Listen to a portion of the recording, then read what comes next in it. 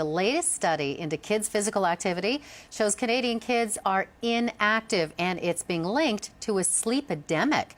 The report by PartcipACTION shows more than 1/4 of adolescents are sleep deprived, and a mere 9% of kids between 5 and 17 are getting enough exercise. It's recommended kids get at least an hour of physical activity every day and spend no more than 2 hours a day on a computer or watching a television set. For more on this, we have Dr. Dina Kulik. Thanks very much for joining us on the show. For having me. You know, when I was first looking at this study, and I was quite shocked, actually, that we would be up to the stats of 31% of school-age kids sleep deprived. And this is apparently something that's gone on for decades as, you know, people sleep less. Were you surprised? I'm not surprised, actually. So, you know, I see in practice all the time, or my friends tell me about their kids and their sleep habits. I find very commonly that kids are not getting nearly enough sleep, and instead they're doing sedentary activities like watching screens and, you know, being on their various gaming devices and that sort of stuff. You know, we hear about certainly getting more exercise all the time for all, you know, the right reasons. But in terms of sleep, draw the line. But, you know, what's the takeaway when we hear a statistic like that? These kids aren't getting enough sleep. What to do?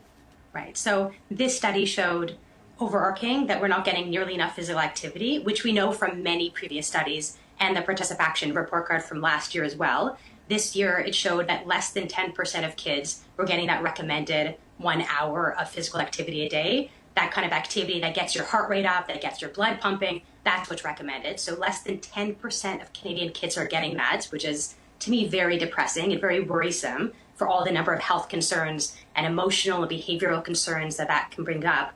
And what it showed was that's directly linked with poor sleep. So the question is, what's the chicken, what's the egg? Is poor sleep leading to poor physical activity because you don't have enough energy to do those things?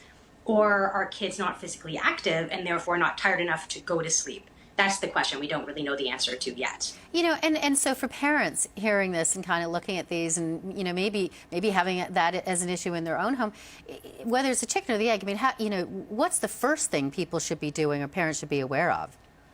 Let's be role models for our kids. I think that's the first most important part. If we're all acting as, you know, little sloths on the couch and just eating and watching TV and playing on our devices, our kids see that behavior and they role model that poor behavior. So let's get out of the house. You know, it's beautiful weather now. We only have beautiful weather for a few short months during the summer. So let's get outside. Let's go for a hike or a bike ride or rollerblading or to the park, something really simple outside, doing something active as a family.